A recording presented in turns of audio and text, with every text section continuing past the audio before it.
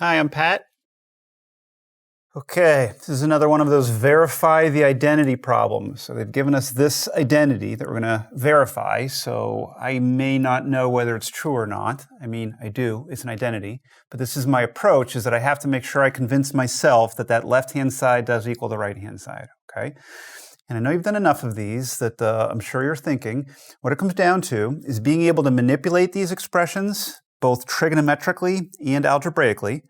And when it comes to the trigonometric manipulations, that's going to come down to your identities. You've been learning a lot of them. You should be proud of yourself. But of all those different trig identities and formulas that you've learned, you now want to try to decide which ones are the right ones to use. So for this problem, I'm definitely going to start on the left-hand side. If you recall, a good strategy is to try to start on the side that looks more complicated. It actually gives you more to work with. Okay, so on this left-hand side, notice there is the sum of two cosines in the numerator. In the denominator, there's a subtraction, a difference of two signs. So of all those identities and formulas that I've been learning, pretty sure that these are going to be two good pieces of information to start with. So that's why I wrote them down ahead of time.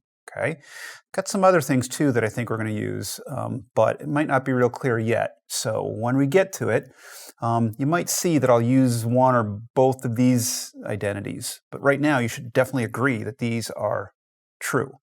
This one goes back a ways, but this has to do with cosine being an even function. And this one is one of our quotient functions, or quotient identities. Okay? All right, so now let's put to use this cosine of u plus cosine of v formula in the numerator.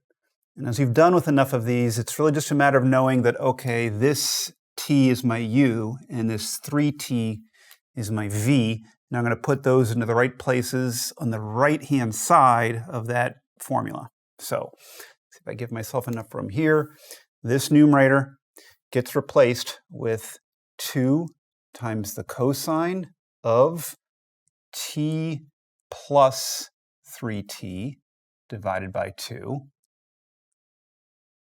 Keep an eye where I'm at. I'm just in that formula where I had u plus v divided by 2 as the argument of cosine. Then multiply by cosine of u minus v, but divide by 2. And that's all just my numerator of the fraction. When I get to this denominator of the fraction, then I'm going to try to put to use this formula. So different u and a different v this time, but that's going to be 2 cosine. U plus v will be 3t plus t divided by 2. Multiply by sine. Sine of u, which is my 3t, minus v, which is my t, divided by 2.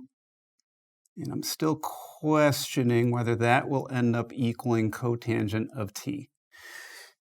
And again, it's an identity, so I know it does, but my question mark there is just me challenging myself to make sure I can get this left-hand side to look exactly like the right-hand side, okay?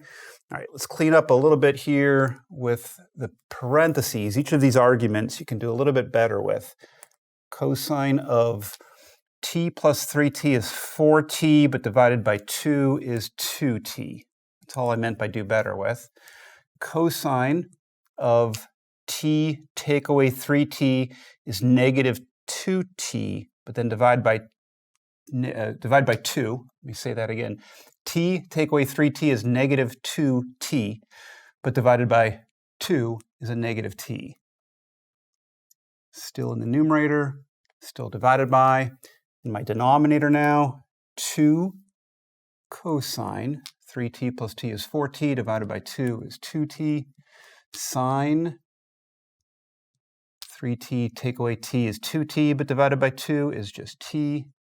And I still have to question whether that equals cotangent of t. Okay, so far? All right, this is looking good, because notice now the 2's are going to divide out. The cosine of 2t and this cosine of 2t, those divide out. And this is all because these are factors, right? Factors can divide out. So let's see what survived. In the numerator, all I have is cosine of negative t, but I told you I'd end up using this. Remember that since cosine is an even function, cosine of a negative x just equals cosine of x. So this numerator I can write as just cosine of t divided by all that survived in the denominator is sine of t. And I would still have a question mark. Does that equal cotangent of t? But do you see where we're at?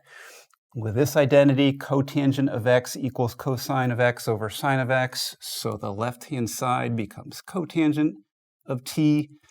I won't even put the question mark. I think you can see what's happening. That's now a check mark, right? We did end up showing that the left-hand side can be expressed exactly like the right-hand side. Okay?